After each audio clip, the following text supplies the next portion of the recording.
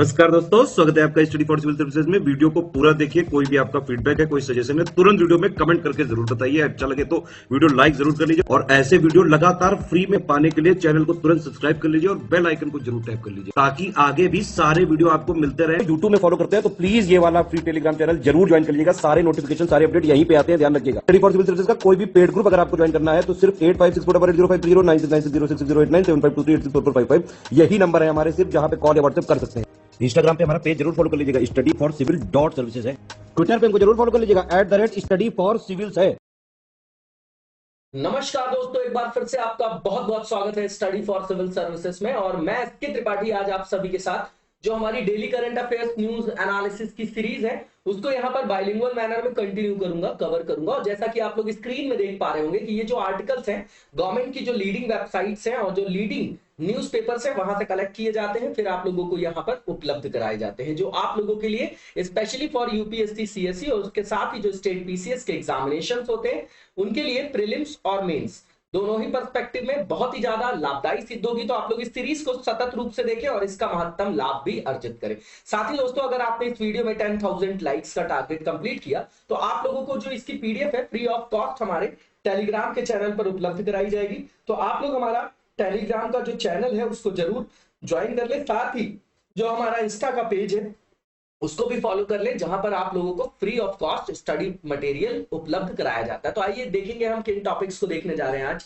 तो सबसे पहला टॉपिक है आज यहाँ पर डेवलपमेंट ऑफ माइनॉरिटी कम्युनिटीज। तो मतलब सरकार ने क्या इनिशिएटिव्स लिए हैं, है ना, रेगुलर न्यूज में रहता है। और मैं हमेशा बोलता हूं कि जो वल्नरेबल ग्रुप्स के लिए जो भी सरकार इनिशिएटिव ले रही है, ठीक है, तो हम इंक्लूसिव जो ग्रोथ की बात करते हैं तो वहां पर इनका वहां पर इंक्लूजन आवश्यक है। किसका? वंचित वर्ग का। सोशल जस्टिस के अंतर्गत भी आ जाएगा, तो पेपर 1 पेपर 2 में रख सकते हैं आप इसको देखेंगे हम लोग। इसके बाद फिस्कल फेडरलिज्म बहुत दिनों से चर्चा में है, ये आपका लगातार, ठीक है, तो ये फिर से जीएसटी के कारण भी चर्चा में था, है ना। अभी भी जो है केंद्र राज्य संबंध के बीच में जब आप पढ़ते हैं तो वहां पर जो वित्तीय संदर्भ है वहां पर देखा जाता है कि केंद्र के पास ज्यादा शक्तियां हैं और जो जिम्मेदारी है, जैसे कोई भी योजना होगी तो उसके इंप्लीमेंटेशन की जिम्मेदारी राज्यों के ऊपर होती है ना। तो इसको लेके हमेशा चर्चा में ये विषय बना रहता है, तो इसको देखेंगे हम लोग। जीएस पेपर 2 का कोर पार्ट है ये आपका। इसके बाद जो थर्ड हमारा यहाँ पर टॉपिक है ये फॉरेस्ट राइट्स एक्ट है। ये बिल्कुल इंपॉर्टेंट है आपका, जीएस पेपर 2 का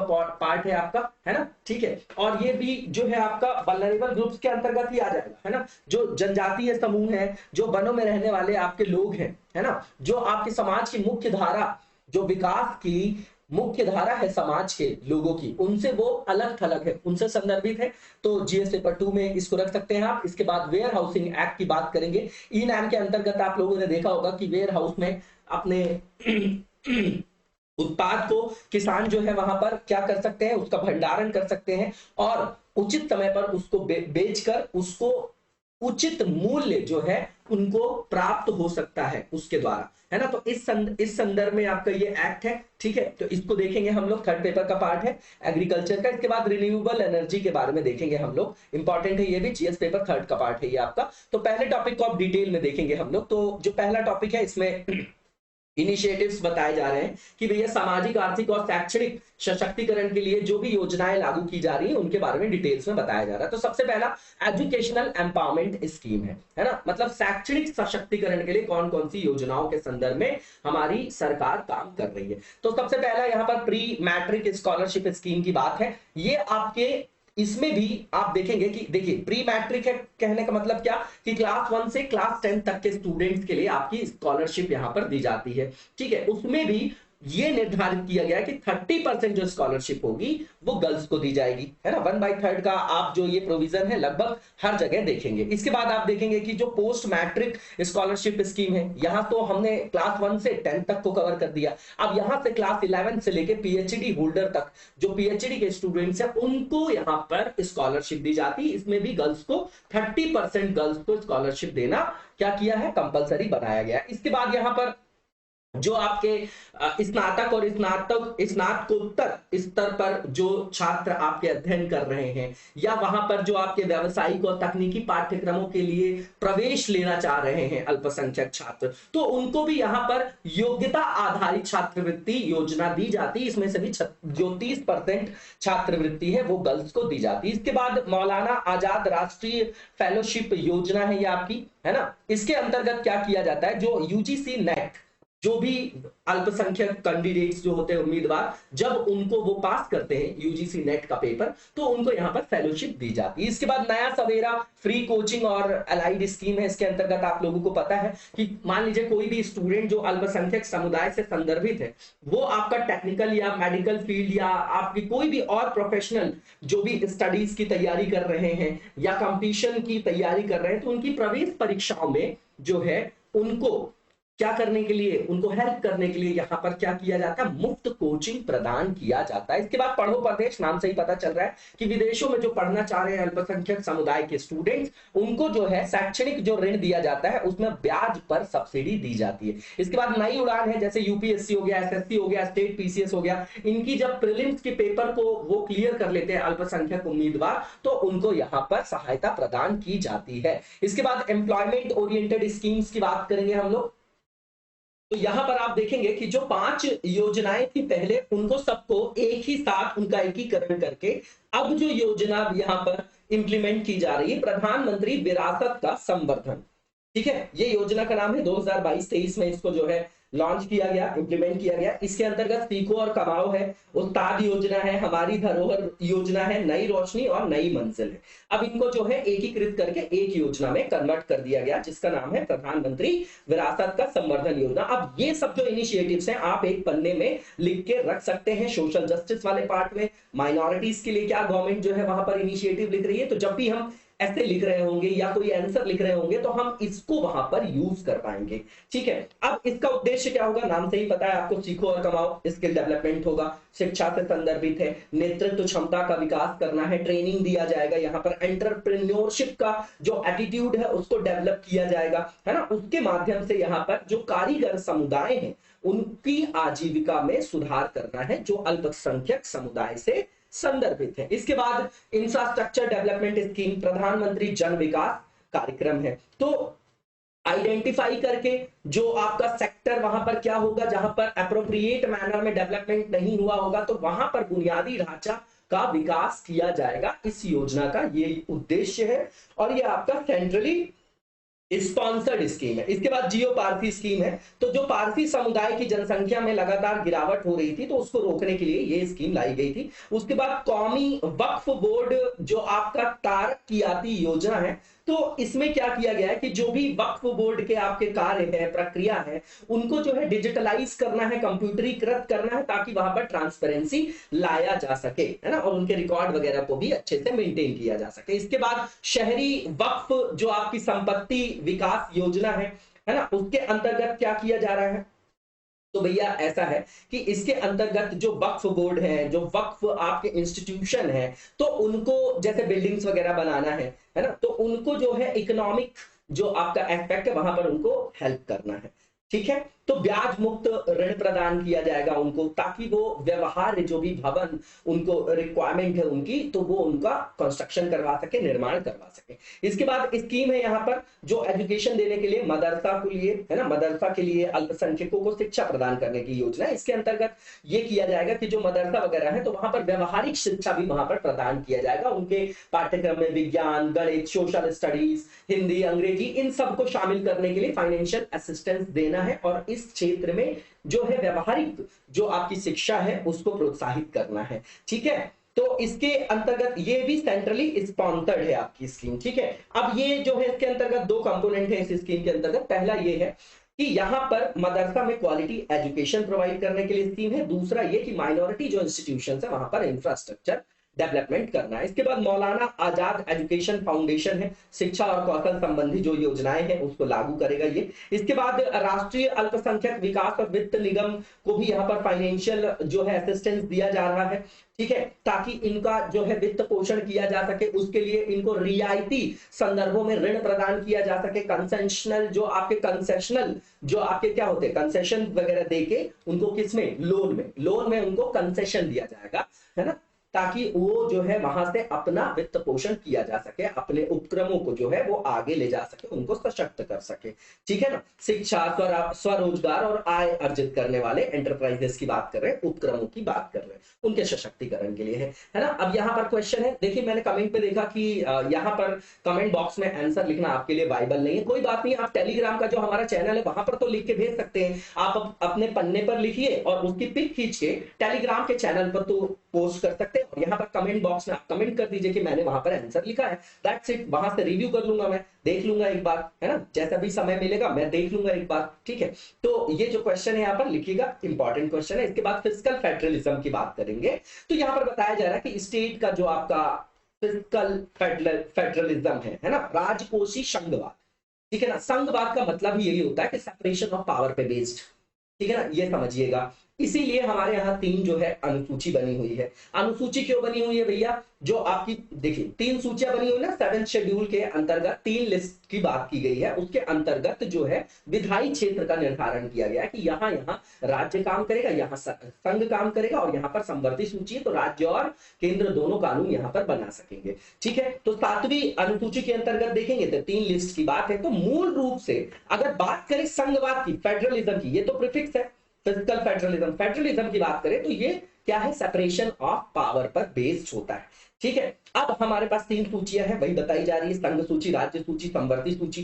अब अगर राज्य और केंद्र के बीच के संबंध की बात करें तो 245 आर्टिकल से 255 के बीच में जो बात की गई है केंद्र राज्य संबंधों की, वहां पर कैसे संबंधों की बात की गई, सबसे पहले विधायी शक्तियों के वितरण का प्रावधान किया गया। उसके बाद 256 से 263 के बीच में एग्जीक्यूटिव जो पावर्स है उनके डिस्ट्रीब्यूशन की बात है, और 268 से 293 के बीच में जो फाइनेंशियल आपकी पावर्स है उनका डिस्ट्रीब्यूशन किया गया है। अब देखिए ऐसा किया क्यों गया, ताकि डिवीजन कर दिया जाए, संविधान से उनको शक्ति दी जा रही है कि आप यहां पर जो है इस तरीके से यहां पर कार्य कर सकते हैं। यहां पर आप वित्तीय संदर्भ भी ले लेंगे, कार्यकारी शक्तियां भी ले लेंगे और विधायी शक्तियां भी ले लेंगे। अब यहां पर फिस्कल फेडरलिज्म की भारत को क्या आवश्यकता है वो बताया जा रहा है। तो सीधी बात है, इसको ऐसा समझिएगा कि फिस्कल की बात कर रहे हैं मतलब इकोनॉमिक टर्म्स में बात कर रहे हैं, फाइनेंशियल एस्पेक्ट है। तो सरकार के विभिन्न स्तरों के बीच में सार्वजनिक जो व्यय है और जो टैक्सेशन है, कराधान, उसके संदर्भ में कैसी व्यवस्था की जाए, कैसा विभाजन किया जाए, उसको संदर्भित करता है ये। और इसके 2 मुख्य रूप से क्या है, घटक है। पहला टैक्सेशन का डिस्ट्रीब्यूशन, क्योंकि जो सरकार की आय का जो मेन सोर्स है वो क्या है, टैक्सेशन है। तो अब किस तरीके से इस टैक्सेशन को जो है, इस जो भी आय हो रही है आपकी कर से, उसको कैसे वितरित किया जाए केंद्र और राज्यों के बीच में, ताकि वहां पर समानता का सिद्धांत जो है लागू हो सके, ठीक है ना। अब यहां पर एग्जांपल के लिए आप देखेंगे जैसे इनकम टैक्स है, कॉर्पोरेट टैक्स है, कस्टम ड्यूटी है, ये जो है सेंट्रल ही लगाता है और सेंट्रल ही जो है उसको कलेक्ट करता है। इसके अलावा आप देखेंगे जैसे एक्साइज ड्यूटी है, प्रॉपर्टी टैक्स है, प्रोफेशनल टैक्स है, ये आपका राज्य लगाता है उसको, और राज्य ही उसको क्या करता है, कलेक्ट भी करता है, संग्रहित भी करता है।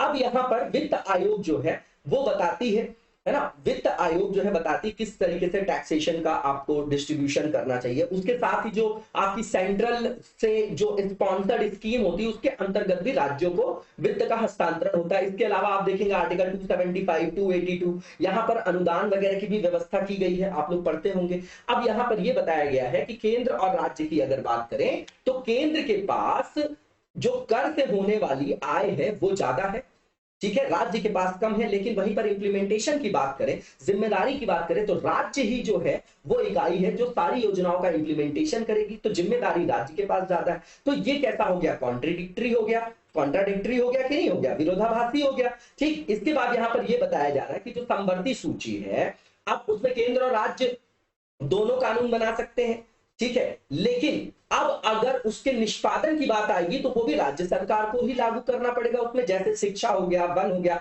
ये सब विषय किसके हैं? आपके समवर्ती सूची के हैं। नियम तो दोनों बना सकते हैं इसमें, केंद्र और राज्य, लेकिन इसका भी जो इम्प्लीमेंटेशन है वो राज्य सरकार के पास है। ये बताया जा रहा है कि राज्य सरकार के पास जिम्मेदारी ज्यादा है, लेकिन उनके पास जो आपका आय है वो कम है, ठीक है ना। इसीलिए बोला जा रहा है कि हमारे यहाँ फिस्कल फेडरलिज्म की स्थिति खराब है। और थर्ड टीयर की बात करेंगे तो पंचायती राज की बात कर लें, चाहे म्युनिसिपैलिटीज की बात कर लें, उनके पास भी सेम यही प्रॉब्लम है, ठीक। अब ये समझिए कि जो राज्य सूची के अंतर्गत विषय हैं, जैसे एग्रीकल्चर है, पब्लिक हेल्थ है ना, जो आपका कानून व्यवस्था है, ये सब तो बहुत महत्वपूर्ण विषय हैं जो कि समावेशी विकास के लिए आवश्यक है। और ये सब किस सूची के विषय हैं? राज्य के पास, है ना, राज्य सूची के विषय है, तो राज्य के पास ज्यादा जिम्मेदारी है, ठीक है। अब इसके बाद यहाँ पर यही बताया जा रहा है कि अगर कराधान शक्तियों की बात करें तो सेंटर के पास ज्यादा शक्तियां हैं और राज्य के पास कम शक्तियां हैं, ठीक है। तो ये यहाँ पर बताया जा रहा है, नॉर्मल सी चीज है। अब यहाँ पर मिसमैच जो है रिस्पॉन्सिबिलिटीज और फाइनेंस में, उसके कारण यहाँ पर फिस्कल गैप क्रिएट हुआ है। वर्टिकल फिस्कल गैप की बात कर रहे हैं, मतलब सेंटर और फिर उसके बाद स्टेट। हॉरिजॉन्टल की बात करेंगे तो स्टेट से स्टेट्स आ जाएंगे, ये होता है आपका वर्टिकल। और जो आपके हॉरिजॉन्टल बात कर रहे हैं यहाँ पर, ठीक है। तो ऊर्ध्वाधर मतलब वर्टिकल गैप को खत्म करने के लिए ये बोला जा रहा है कि जो राज्यों को वित्त का हस्तांतरण किया जा रहा है सेंट्रल के पूल से, तो उसको बढ़ाने की आवश्यकता है। हालांकि बढ़ाया गया है, अब 42% तक कर दिया गया है 15वें वित्त आयोग के द्वारा, है ना, लेकिन अभी भी राज्यों की मांग है कि भैया इसको 50% कर दीजिए आप, ठीक। इसके बाद यहां पर जो वित्त आयोग है वही यहां पर रिकमेंडेशन देता है कि किस तरीके से आप जो है वर्टिकल डिस्ट्रीब्यूशन करेंगे और किस तरीके से राज्यों के बीच में क्षैतिज जो है वितरण होगा। उसके आधार बनाए गए हैं, है ना, उसमें कुछ मानदंड बनाए गए हैं। उसमें एक मानदंड आपका पॉपुलेशन का है ना, जिसमें 2011 की जनगणना का जो है वहां पर आकलन किया जाएगा। राज्य का जो आपका वन क्षेत्र है उसको देखा जाएगा, ठीक है, ठीक है। उसके अलावा जो आपका आय की दूरी है, मतलब डिफरेंट स्टेट्स में जो डेवलपमेंट का स्टेट है वो अलग अलग है, आप देखेंगे, है ना। कुछ जो है आकांक्षी मतलब गरीब राज्य है, कुछ विकसित राज्य है, तो वहां पर इनकम की डिस्टेंस कितनी है वो भी एक आधार बनाया जाएगा। उसके अलावा वहां पर जो डेमोग्राफिक परफॉर्मेंस होगा, तो इन मानदंडों के हिसाब से वहां पर जो है डिस्ट्रीब्यूशन किया जाएगा, विभाजन किया जाएगा, किसका? टैक्स का। अब 15वें वित्त आयोग ने बोला कि भैया जो सेंट्रल पूल से आपको राज्य सरकारों को हस्तांतरित किया जा रहा है टैक्स वो 41% है, ठीक है। अब इसी आधार पर राज्यों के बीच में फिर क्षैतिज रूप से भी उसको वितरित किया जाएगा, लेकिन राज्यों की मांग है अभी भी कि उसको 50% किया जाए, ठीक। अब राजकोषीय संघवाद की अगर बात करें, है ना, तो ये दोनों चीजों को एड्रेस करेगा।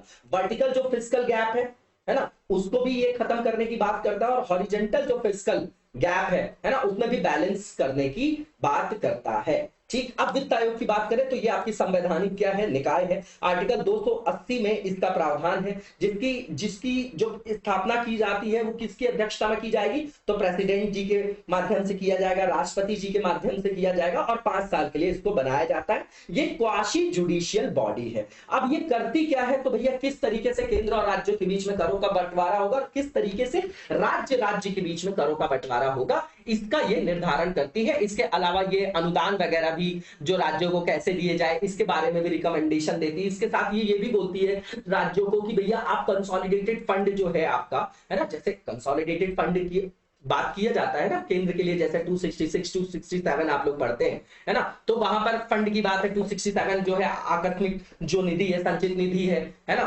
जो आपकी संचित निधि है 266 और 267 की बात करो, कंटिजेंसी फंड और ये पब्लिक फंड और जो आपका कंसोलिडेटेड फंड है। तो इसमें जो कंसोलिडेटेड फंड है राज्यों का, तो उसको किस तरीके से बढ़ाया जाए और किस तरीके से पंचायती राज संस्थाओं को और जो शहरी स्थानीय निकाय है उनके भी जो आपका क्या है आय या जो उनको जो वित्तीय उनका संदर्भ है उसको किस तरीके से सशक्त किया जाए, उसके बारे में ये भी रिकमेंडेशन देता है। इसमें जो वित्त आयोग की बात करें तो एक अध्यक्ष होते हैं और 4 अन्य सदस्य होते हैं। इनकी नियुक्ति राष्ट्रपति जी करते हैं और ये फिर से री अपॉइंटमेंट के लिए एलिजिबल होते हैं। अब ये समझ लीजिए कि जो वित्त आयोग है उसकी जो प्रकृति है कैसी है, तो ये जो नेचर है इसके काम करने का, ये केवल एडवाइजरी है, ये इसकी सीमांकन हो गया, है ना, और ये सरकार पर बाध्यकारी नहीं है, और जो चीजें बाध्यकारी नहीं है वो तो जल्दी से लागू होती नहीं है ना। अब यहाँ पर सेंट्रली जो स्पॉन्सर्ड स्कीम है उसके बारे में देख लेते हैं। देखिए नाम से समझिए, स्पॉन्सर्ड मतलब किसी रेशो में वहां पर क्या करते हैं, राज्य और केंद्र जो है एक दूसरे के साथ मिलकर वहां पर योजना का क्रियान्वयन करते हैं। जैसे 60-40 का रेशो हो गया, 70-30, 90:10, ये निर्धारित है कि ये किसी न किसी रेशो में जो है वहां पर फाइनेंस करते हैं, कौन, राज्य और केंद्र दोनों मिलकर। ठीक, अब इसके बाद यहां पर ये बोला जाता है कि इन योजनाओं को भैया इंप्लीमेंट कौन करेगा, तो इंप्लीमेंट करने की इकाई तो आपकी राज्य है। इसीलिए बोलते हैं कि बॉटम टू अप अप्रोच को हमको अपनाना है ना, टॉप टू बॉटम अप्रोच को नहीं। यही नीति आयोग जो है इसको इसीलिए लाया गया है। ठीक है, अब जैसे एग्जांपल इन्होंने बताया है कि मनरेगा है, प्रधानमंत्री ग्राम सड़क परियोजना है, कृषि सिंचाई योजना आपकी, तो ये सब सेंट्रली स्पॉन्सर्ड स्कीम है, लेकिन इसको इंप्लीमेंट कौन करेगा, तो राज्य करेगा। ठीक है, अब पिछले कुछ वर्षों में लगातार आप देखेंगे, दशकों में आप देखेंगे तो राज्य सरकारों के जो हिस्से में वृद्धि हुई है, 12वें वित्त आयोग ने 30.5% से 15th जो फाइनेंस कमीशन है उसने जो है इसको 42% कर दिया है ना। लेकिन अभी भी जो राज्य है इनकी मांग जो है कि भैया कम से कम हमको 50% हिस्सा दीजिए आप इसमें, 42% से काम हमारा नहीं चलेगा। इसके बाद यहाँ पर ये बताया जा रहा है कि जो भी सरचार्ज वगैरह सेंट्रल गवर्नमेंट कलेक्ट करती है तो वो अकेले उसको क्या करती है, उसका यूज करती है, राज्य सरकार को वो डिस्ट्रीब्यूट नहीं किया जाता है। उसके बाद आप देखेंगे कि एग्रीकल्चर जो इंफ्रास्ट्रक्चर और डेवलपमेंट पे जो सेस लगाया जाता है आपका, वो भी सेंटर के पास जाता है लगातार। अब यहाँ पर ये बताया जा रहा है कि जो केंद्र सरकार है उसका जो शेयर है सरचार्ज और सेस के माध्यम से, है ना, तो और जो आपका ग्रॉस टैक्स रेवेन्यू है उसमें लगातार क्या हुआ है, बढ़ोतरी हुई है। 1980-81 में बता रहे हैं कि 2.3% था, अब वो 23% हो गया। लेकिन ये स्टेट गवर्नमेंट को सेंट्रल जो है उसको डिस्ट्रीब्यूट नहीं कर रही है। ठीक है, अब इसके बाद यहां पर ये बताया जा रहा है कि नीति आयोग जो है जब से आया, पहले क्या था कि जो योजना आयोग थी उसका जो आपका एक प्रकृति था उसमें संघवाद दिखाई नहीं देता था, है ना, जिसको कॉपरेटिव फेडरलिज्म बोलते हैं, तो उसको मूर्त रूप में स्थापित नहीं किया जा रहा था। तो नीति आयोग वहां पर काम कर रहा है। अब नीति आयोग जो है वहां पर बॉटम टू अप अप्रोच को वहां पर क्या कर रहा है, अप्लाई कर रहा है, और वित्त को स्थानांतरित करने की अब शक्ति जो है वो वित्त आयोग के पास है ना, और वो स्थायी निकाय है नहीं। तो जब वो स्थायी निकाय नहीं है तो यही हम रिकमेंडेशन में बताएंगे कि भैया अब इसको स्थायी निकाय बनाने की आवश्यकता है ना। इसकी जो आपकी रिकमेंडेशन है उसको केंद्र सरकार को यथार्थ के संदर्भ में एक्सेप्ट करना चाहिए। इसके बाद यहां पर ये बोला जा रहा है कि भैया आगे का रास्ता वे फॉरवर्ड बता रहे हैं कि वन संरक्षण जैसे एक्ट है, वन्य जीव संरक्षण अधिनियम है, आपका जैव विविधता अधिनियम है, तो इनके प्रवर्तन की लागत जो है केंद्र सरकार द्वारा वहन किया जाना चाहिए। इसके अलावा ये बोला जा रहा है कि यहाँ पर वित्तीय स्वायत्तता की बात किया जाना चाहिए, बॉटम टॉप जो है आपका अप्रोच को अपनाना चाहिए, बॉटम टू अप जो आपकी अप्रोच है उसको अपनाना चाहिए। ठीक, इसके बाद जो नेक्स्ट हमारा आर्टिकल है फॉरेस्ट राइट्स एक्ट के बारे में यहां पर बताया जा रहा है। अब यहां पर जो है बताया जा रहा है कि कई सारे जो स्टेट्स हैं अभी जो है आपके हिस्टोरिक जो आपका फॉरेस्ट राइट्स एक्ट है ना, उसको पूरा करने के करीब नहीं है, ऐसा बोला जा रहा है ना। ठीक है, और कई जो है वो कंप्लीट करने के स्टेट में, ये सिर्फ कंटेक्स्ट है। और यहाँ पर उड़ीसा का जो उद्देश्य है वो फुल्ली रोल आउट कर रहा है 2024 में, ये कंटेक्स्ट है, ये न्यूज है। अब हमको यहाँ पर पढ़ना क्या है, तो हमारा ये कोर टॉपिक है, इसके बारे में हमको जानने की आवश्यकता है, क्योंकि ये लाया गया था किसको, जो जनजातीय लोग हैं, जनजाति से संदर्भित जो आपके लोग हैं, ट्राइबल्स जो है ना, जो जंगलों में रहते हैं, वनों में जो आपके रहते हैं, और उनका जीवन जो है डिपेंडेंट है, आश्रित है किस पर, वनों पर ही है, चाहे आजीविका के लिए हो चाहे रहवास के लिए हो। तो उनका सशक्तिकरण किस तरीके से किया जाए, क्योंकि डेवलपमेंटल एक्टिविटीज के कारण उनके हितों पर ऋणात्मक प्रभाव पड़ रहा है। तो बैकग्राउंड यहां पर देखेंगे, ट्रेडिशनली जो ट्राइब्स हैं, जो जनजाति हैं, वो एंशिएंट एरा से ही आप देखेंगे तो वनों के साथ, वन संपदा के साथ उनका एक सिम्बायोटिक रिलेशन है, मतलब वो उन पर डिपेंडेंट है, फुल्ली डिपेंडेंट है वो वहां के फॉरेस्ट पर, वनों पर, किसके लिए, लाइवलीहुड के लिए, जैसे फूड है, फ्यूल है, फॉडर है, फाइबर है ना। उसके अलावा एक और भी इसका जो है आपका रोचक संदर्भ है कि ये जो है वहां पर इनके कस्टम्स से जुड़ा होता है वन, है ना। जैसे मान लीजिए इनके कल्चरल सेंटिमेंट्स वहां पर क्या होते हैं, कनेक्टेड होते हैं, तो वहां से फॉरेस्ट का कंजर्वेशन भी होता है, जैसे सैक्रेड ग्रोव्स। अब एक आप जो सैक्रेड ग्रोव्स है, क्या उनका एग्जांपल के रूप में नाम बता सकते हैं आप लोग, कमेंट बॉक्स में बताइएगा, है ना, इंपॉर्टेंट है ये आपका। ठीक, अब इसके अलावा यहाँ पर ये बोला जा रहा है कि जैसे और भी सामाजिक सांस्कृतिक जरूरतें हैं, है ना, उनकी सांस्कृतिक जो जरूरतें संस्कृति से भी संदर्भित होता है आपका, है ना, वन इनके लिए, ठीक है, तो वो भी इसकी इंपॉर्टेंस है। इसके बाद बताया जा रहा है कि लगातार जैसे हमारे यहाँ कई सारे एक्ट आ गए आपके, है ना, वन संरक्षण से संदर्भित, उसके अलावा जो विकास से संदर्भित गतिविधियां, तो कहीं ना कहीं उससे जो है आदिवासियों के जीवन पर जो है ऋणात्मक प्रभाव पड़ा है, उनके आजीविका को भी उसने प्रभावित किया है। अब यहाँ पर मुद्दे बताए जा रहे हैं, तो एक्ट की बात कर रहे हैं, फॉरेस्ट राइट्स और उससे रिलेटेड एक्ट की बात कर रहे हैं। तो सबसे पहला एक्ट जो था हमारे यहाँ इंडिया फॉरेस्ट एक्ट था, है ना, 1927 का। इसके अंतर्गत राज्यों को अधिकार दिया गया कि भैया जी जो भी वन के संपदा है, वन की जो उपज है, उसका उपभोग अब राज्य कर पाएगी अपनी सुविधा अनुसार, और वहां पर जो वृक्षों की कटाई है और चराई है, शिकार की गतिविधियां, उसको प्रतिबंधित किया गया। यहां से हस्तक्षेप चालू हो गया। अब इसके बाद फॉरेस्ट कंजर्वेशन एक्ट 1980 लाया गया, है ना। इसमें भी जो ये बोला गया कि वनों का संरक्षण किया जाएगा, तो इससे भी कहीं ना कहीं जो वहां पर रहने वाली जनजातियां थी उनके जीवन पर ऋणात्मक प्रभाव पड़ा, है ना। पारंपरिक जो कृषि पद्धतियां थी उन पर रोक लगाई गई, है ना, कुछ सीमा तक। इसके बाद जो वन उद्देश्य है, जो वनों का उपयोग है, उसका गैर वनीकरण उद्देश्य से हटकर वन भूमि को जैसे परिवर्तित करने पर रोक लगा दिया गया वहां पर, है ना, नॉर्मल सी चीज है। इससे भी उनके जीवन पर ऋणात्मक प्रभाव पड़ा क्योंकि कुछ न कुछ प्रतिबंध वहां पर लगाए गए। इसके बाद वाइल्ड लाइफ प्रोटेक्शन एक्ट 1972 देखेंगे तो इसके कारण भी कई सारे जो है वहां पर क्या लगाए गए कि बायोडायवर्सिटी को हमको कंजर्व करना है, तो कई सारे रिस्ट्रिक्शंस जो है वहां पर इंपोज किए गए। उसके कारण भी वहां पर क्या हुआ, आदिवासियों के जीवन पर ऋणात्मक प्रभाव पड़ा। इसके बाद आप देखेंगे फॉरेस्ट राइट्स एक्ट, जिसको आप FRA 2006, वेरी इंपॉर्टेंट। तो ये जब लाया गया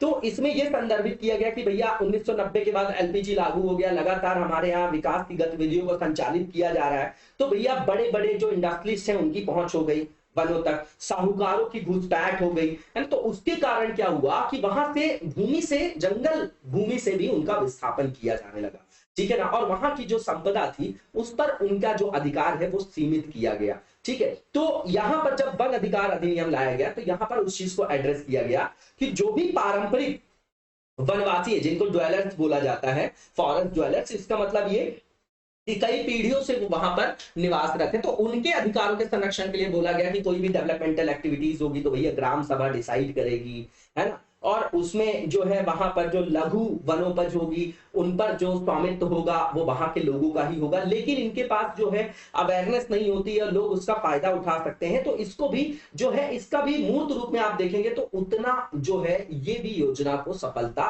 नहीं मिला है, ठीक है। इसके बाद आप देखेंगे कि जो आपका फॉरेस्ट राइट्स एक्ट है उसकी कुछ स्पेसिफिक फीचर्स बताए जा रहे हैं।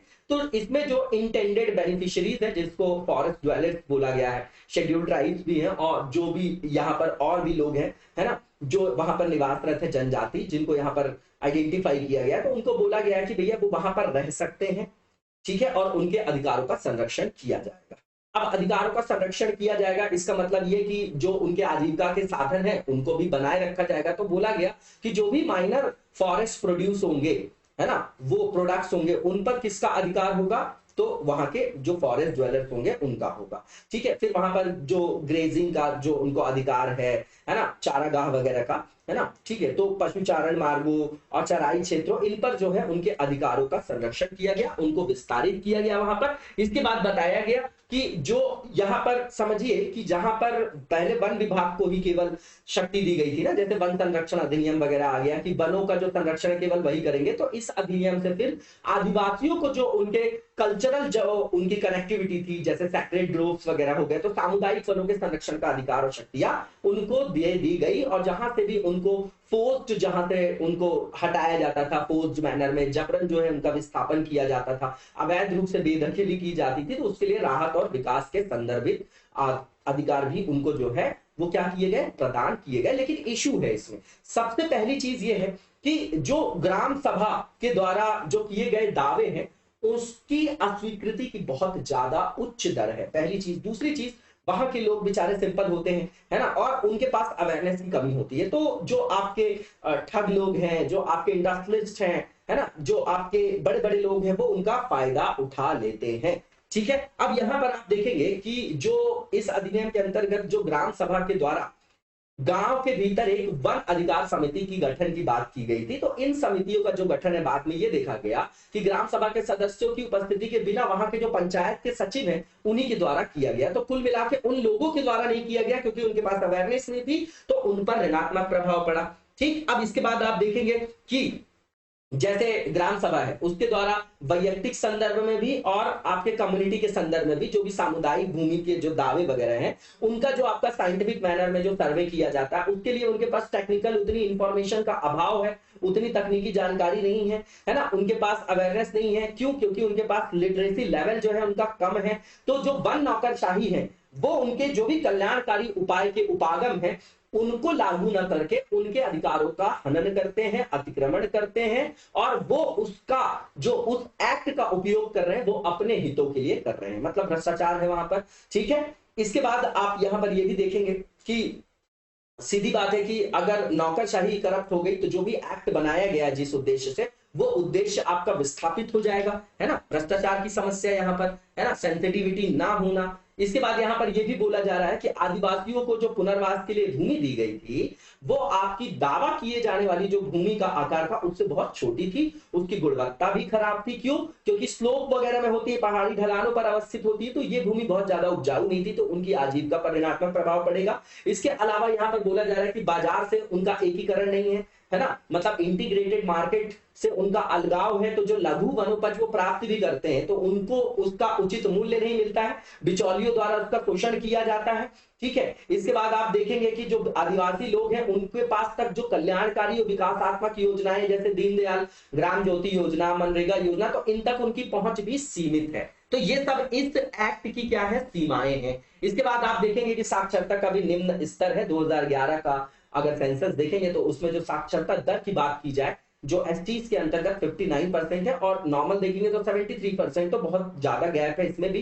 तो आगे का रास्ता क्या है? सबसे पहले तो ट्रांसपेरेंसी लाना। दूसरी चीज ये है कि क्रियान्वयन में भ्रष्टाचार को रोकने के लिए जो है एक लीगल फ्रेमवर्क बनाना, है ना, उनके खिलाफ कार्यवाही करना। ये नहीं कि सिर्फ आप जो है ऑफिशियल लेवल पे आपने उनके ऊपर कमेटी बिठा दी और वही कमीशन वमीशन वाला जो ब्रिटिश राज में चलता था उसी तरीके से आप उसको क्या कर रहे हैं, एड्रेस कर रहे हैं। तो ये नहीं है पहली चीज। तो दूसरी चीज ये कि जो ये आपका एक्ट है ये ऐसा एक्ट नहीं है कि ये रामबाण है जो उनकी आजीविका के मुद्दों को हल कर देगा। तो आपको वैकल्पिक रोजगार के अवसर और क्षमता निर्माण के लिए भी कार्य करना चाहिए। उसके अलावा बोला जा रहा है कि जैसे हॉर्टिकल्चर का जो आपका प्रथा है उसको बढ़ावा देना चाहिए, है ना, बांस है, एलोवेरा है, इन सबको वहां पर प्रोत्साहित किया जाना चाहिए कि इनका प्रोडक्शन करिए ताकि जो वहां के लोग हैं उनकी आजीविका में सुधार हो। उसके अलावा वहां पर पारिस्थितिकी, पर्यटन और चिकित्सा जैसे संदर्भित क्षेत्र से रोजगार के स्थायी अवसर जो है उपलब्ध कराए जा सकते हैं, उससे मदद मिल सकती है उनकी आजीविका के संवर्धन में। उसके अलावा आप देखेंगे कि जो स्किल बेस्ड एजुकेशन है वो दिया जाना चाहिए, उनको ट्रेनिंग दी जानी चाहिए ताकि उनको और भी अच्छे अवसर रोजगार के प्राप्त हो सके।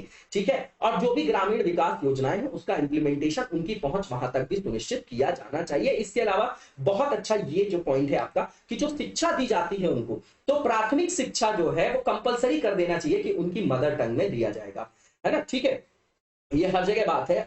मैं हमेशा कोट करता हूं कि आप चाइना में देखेंगे तो वहां जो शिक्षा दी जाती है वहां की मदर टंग में, मैंडरिन वगैरह में दी जाती है। तो वहां पर आप स्किल डेवलपमेंट देख लीजिए और भारत में देख लीजिए कि भैया हमको हिंदी तो आती नहीं है अच्छे से। अब मैं एग्जांपल बता रहा हूं, है ना, एग्जांपल के तौर पे, और हम जो है इंग्लिश में सारी चीजों को टैकल करना चाह रहे हैं। अब वो एक अलग रीजन है कि इंडिया में नहीं पूरे वर्ल्ड में जो सबसे ज्यादा एक्सेप्टेड है लैंग्वेज वो क्या है, इंग्लिश है। उसका कारण ये कि पूरे विश्व में उन्होंने राज किया। लेकिन प्राथमिक शिक्षा, जिस भाषा में आप ज्यादा कंफर्टेबल होते हो वहां पर आपकी जो सीखने की डिग्री होती है वो बढ़ जाती है ना, सीखने की जो दर होती है वो बढ़ जाती है, आप जल्दी ग्रास्प कर पाते हैं, है ना। तो इस पर ध्यान देना चाहिए सरकार को, इनके लिए भी और सारे स्तर पर दिया जाना चाहिए। ठीक है, यहाँ पर ये जो क्वेश्चन है इसको लिख के दिखाइएगा आप लोग, इंपॉर्टेंट ही आपका। इसके बाद जो नेक्स्ट हमारा यहाँ पर आर्टिकल बिल्कुल छोटा सा है, वेयर हाउसिंग एक्ट की बात किया जा रहा है। तो यहाँ पर जो एक्ट है हमारा 2007 का, है ना, तो union food and public distribution ministry ने यहां पर सजेस्ट किया है कि अमेंडमेंट किया जाए जो वेयर हाउसिंग डेवलपमेंट और रेगुलेशन एक्ट 2007 का। अब ये जो एक्ट है वो पार्लियामेंट ने 3 ऑब्जेक्टिव से, 3 उद्देश्यों से पारित किया था। पहला क्या कि भैया जो भी वेयर हाउसेस हैं उनका कैसे विनियमन किया जाएगा, कैसे विकास किया जाएगा।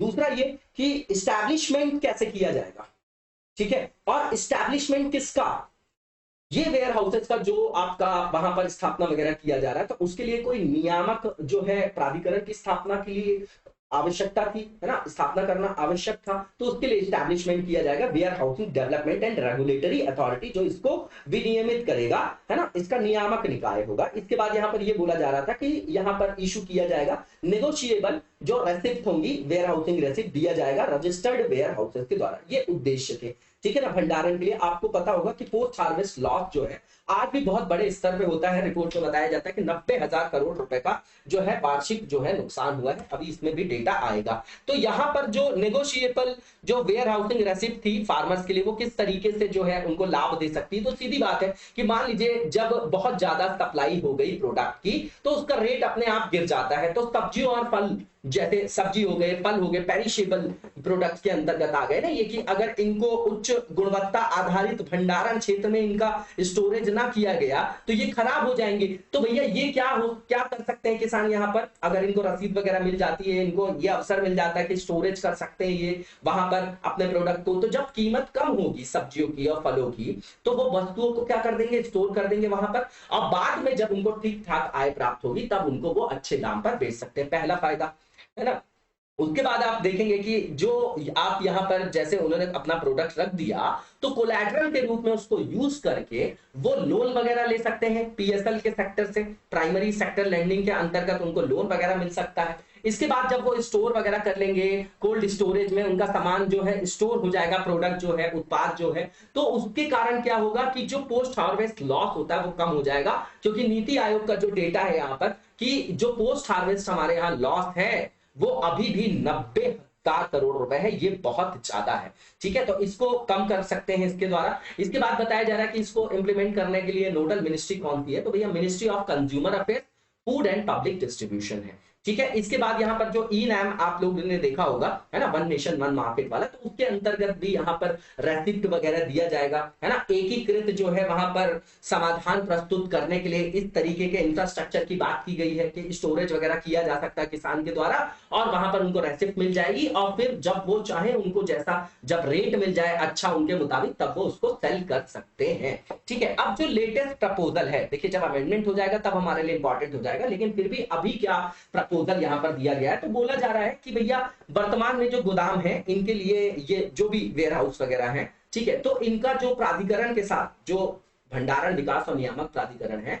तो उसके साथ रजिस्ट्रेशन वगैरह जो है अभी कैसा है, ऐच्छिक है, वैकल्पिक है, ठीक है। लेकिन अब सरकार बोल रही है कि इसको आप कंपलसरी कर दीजिए, है ना, पंजीकरण जो है अनिवार्य कर दिया गया है। अब इसके बाद बताया जा रहा है कि जैसे पहले अपराधों के लिए जो दंड था, तो वहां पर जेल वेल को खत्म करके, मतलब कारावास के संदर्भ को खत्म करके, यहाँ पर जो आर्थिक दंड जो है उसको बढ़ाने के लिए बात किया जा रहा है, ठीक है। इसके बाद जो नेक्स्ट और लास्ट आर्टिकल है आज का हमारा, रिन्यूएबल एनर्जी से रिलेटेड है। तो हमारी सरकार ने कई सारे यहाँ पर जो है कदम उठाए इसके लिए, ठीक है। तो वही देखेंगे कि क्या इनिशिएटिव्स लिए हैं, है ना, हमारी सरकार ने रिन्यूएबल एनर्जी से प्रोडक्शन को बढ़ाने के लिए, ज्यादा से ज्यादा रिन्यूएबल एनर्जी का उपयोग करने के लिए, है ना। तो ये क्लाइमेट जो आपका चेंज से रिलेटेड एस्पेक्ट है, एनवायरमेंट के संदर्भ में जो आपका पॉजिटिव जो आपका सेगमेंट है उससे रिलेटेड हो गया आपका, है ना। अब पेरिस क्लाइमेट डील, आईएनडीसी, इन सब से आप क्या कर सकते हैं, इसको कनेक्ट कर सकते हैं। तो सबसे पहले तो भारत में यहाँ पर जो हमारी सरकार ने परमिट किया एफडीआई यहाँ पर ऑटोमेटिक रूट से 100%, ठीक। इसके बाद इंटर स्टेट जो ट्रांसमिशन सिस्टम के अंतर्गत जो चार्जेस लगते हैं, है ना, जो इंटर स्टेट चार्जेस थे, तो उनको जो है खत्म किया गया है ना, उनको वेव किया गया है, ठीक। उसके अलावा जो विंड पावर का जो प्रोजेक्शन है हमारे यहाँ कमीशन किया गया है, कब तक के लिए इसमें छूट दी जाएगी। तो अब आप समझिएगा कि ये जो वेवर है इंटर स्टेट सेल के लिए, सोलर और विंड दोनों पावर के लिए बात करें, दोनों याद करिएगा, दोनों याद रखिएगा कि सौर और पवन ऊर्जा को जो अंतरराज्यीय इंटर स्टेट लेवल पे जो बिक्री किया जाता है, तो उसके लिए अंतरराज्यीय जो है शुल्क दिया जाता है, तो उसमें छूट दिया जाएगा। और किन योजनाओं को दिया जाएगा, जो सौर और पवन क्षेत्र से ऊर्जा से रिलेटेड हो और 30 जून 2025 तक जिनको चालू किया जा रहा है। इसके अलावा जो न्यू ट्रांसमिशन लाइन्स है और जो नए सब स्टेशन है उनकी कैपेसिटी को इनहैंसमेंट करना, है ना, और उनका क्षमता निर्माण करना, है ना, किसके संदर्भ में, नवीकरणीय ऊर्जा के संदर्भ में। इसके बाद यहाँ पर बताया जा रहा है कि जो आपका ट्रैजेक्टरी है रिन्यूएबल परचेज ऑब्लिगेशन, उसको भी जो है आपके लिए क्या किया गया है, वर्ष 2029-30 तक के लिए उसकी घोषणा कर दी गई है। इसके बाद आप देखेंगे जैसे प्रधानमंत्री किसान ऊर्जा सुरक्षा एवं उत्थान महाअभियान, जिसको पीएम कुसुम योजना बोला जाता है, सोलर रूफटॉप जो है आपका उसका फेज 2 चल रहा है, है ना। तो ये सब जो स्कीम्स हैं उसके अंतर्गत क्या किया जा रहा है, हम कहीं ना कहीं इस सेक्टर को प्रोत्साहित कर रहे हैं। इसके अलावा जो भी आपकी और भी योजनाएं हैं जहां पर वाइबिलिटी जो गैप फंडिंग होती है वहां पर उनको वित्त पोषण भी किया जा रहा है। उसके साथ ही जो 12,000 मेगावाट ग्रिड से जुड़ी आपकी सौर परियोजनाएं हैं उनका भी स्टैब्लिशमेंट किया जा रहा है। तो ये सब एग्जांपल है, आप पढ़ जाइएगा, बिल्कुल नॉर्मल सी चीज है, इसको हम आंसर में यूज कर सकते हैं। इसके बाद यहाँ पर ये बोला जा रहा है कि जो आपका कौन सी जो फोटोवोल्टाइक सिस्टम है, डिवाइसेस हैं, सोलर पैनल में आप लोग सुनते होंगे यूज होता है, तो सौर ऊर्जा के अंतर्गत जो फोटोवोल्टिक आपके क्या हो गया इक्विपमेंट्स हैं, तो उनके लिए भी जो स्टैंडर्ड्स बनाए गए हैं, है ना, उसके लिए नोटिफिकेशन निकाला गया है। उसके बाद यहाँ पर जो हमको क्या जरूरत है, यहाँ पर बहुत ज्यादा फंडिंग की वगैरह की जरूरत है, इन्वेस्टमेंट की जरूरत है ना, तो इसको भी अट्रैक्ट करने के लिए तरह तरह के प्रावधानों को वहां पर क्या किया जा रहा है, क्या किया जा रहा है, वहां पर स्थापित किया जा रहा है। और उसके अलावा यहाँ पर परियोजना विकास प्रकोष्ठ की भी स्थापना की गई है ताकि हम इन्वेस्टमेंट को अट्रैक्ट कर सके। इसके बाद आप देखेंगे कि यहाँ पर हेल्दी कंपटीशन को प्रमोट करने के लिए यहाँ पर क्या किया जा रहा है, मानक बोली के लिए भी दिशा निर्देश लगाई जा रही है, दिशा निर्देश बनाए गए हैं ताकि वहां पर कंपटीशन को रेस किया जा सके, ज्यादा से ज्यादा लोग आए वहां पर सोलर और विंड जो भी आपकी परियोजनाएं हैं उस संदर्भ में आगे आए, बिजली की खरीद करें वहां पर, है ना, ठीक है। तो यहाँ पर भी जो है स्टैंडर्ड बिडिंग गाइडलाइंस जो है उन्होंने क्या किया है, अनाउंस किया है, वो भी टैरिफ बेस्ड है आपका और कॉम्पिटिटिव है, ठीक है ना, प्रतिस्पर्धी बनाने के लिए। इसके बाद यहाँ पर बताया गया है कि गवर्नमेंट ने आदेश जारी किया है कि भैया जो भी लाइसेंसधारी है जो डिस्ट्रीब्यूशन वगैरह कर रहे हैं, तो उनके संदर्भ में उनके द्वारा जो नवीकरणीय ऊर्जा उत्पादक है उनको समय पर भुगतान किया जाना आवश्यक है और उनको अग्रिम भुगतान के आधार पर ही फिर बिजली वगैरह दी जाएगी, है ना, ठीक है। इसके बाद जो नेक्स्ट हमारा फेज है वो रिलेटेड है हमारा किससे, एमसीक्यू से। तो पहला जो एमसीक्यू है इसमें पूछा जा रहा है टेक्निकल रिसेशन के बारे में, बताना है कि इसके बारे में कौन सा स्टेटमेंट ट्रू है। तो पहला ये कि लगातार जब 2 कंसेक्यूटिव क्वार्टर में डिक्लिनेशन देखा जाता है, डिक्लाइन देखा जाता है आउटपुट में, तो इसको बोलते हैं हम क्या, तकनीकी मंदी, बिल्कुल ठीक है। इसके बाद जो दूसरा यहाँ पर स्टेटमेंट है कि it is often caused by one event, मतलब किसी एक जो है आकस्मिक घटना के कारण होता है, किसी एक घटना के कारण ऐसा जो है प्रभाव देखा जाता है जैसे कोविड-19 लॉकडाउन। तो दूसरा स्टेटमेंट भी ट्रू है। तीसरा ये कि ये आमतौर पर जो है छोटे टाइम स्पैन के लिए होता है, शॉर्टर होता है ड्यूरेशन में, बिल्कुल ठीक है तीसरा स्टेटमेंट भी। चौथा ये कि इसका उपयोग जो है मुख्य रूप से मतलब मेनली जो इसको यूज किया जाता है इसलिए तो जीडीपी में ट्रेंड को कैप्चर करने के लिए इसका यूज किया जाता है। अब सही बताना था तो इसका आंसर आपका all of the above D हो जाएगा। इसके बाद जो नेक्स्ट क्वेश्चन है हमारा उसको देखेंगे हम लोग। तो यहाँ पर डिजिटल पेमेंट इंडेक्स के बारे में स्टेटमेंट है और बताना है कि कौन सा इनकरेक्ट है। तो पहला ये कि ये इनिशिएटिव है आरबीआई का, बिल्कुल ठीक है। और दूसरा जो है कि इसको लॉन्च किया गया 1 जनवरी 2021 को, ये भी बिल्कुल ठीक है। और इसका जो बेस पीरियड रखा गया था मार्च 2018 रखा गया था। इसके बाद ये इंडिकेट करता है rapid adoption of digital payments across the country. तो बिल्कुल ठीक है चारों के चारों स्टेटमेंट। और पूछा जा रहा है कि गलत कौन सा है, तो कोई भी गलत नहीं स्टेटमेंट, सारे के सारे सही स्टेटमेंट है, इसलिए इसमें answer none of the above हो जाएगा क्योंकि गलत पूछा जा रहा है और सारे के सारे स्टेटमेंट सही है। इसी के साथ आज की वीडियो को यहीं पर विराम देंगे, नेक्स्ट वीडियो में कंटिन्यू करेंगे। तब तक लगातार जबरदस्त तरीके से पढ़ते रहिए और आगे बढ़ते रहिए। Thank you so much, best of luck.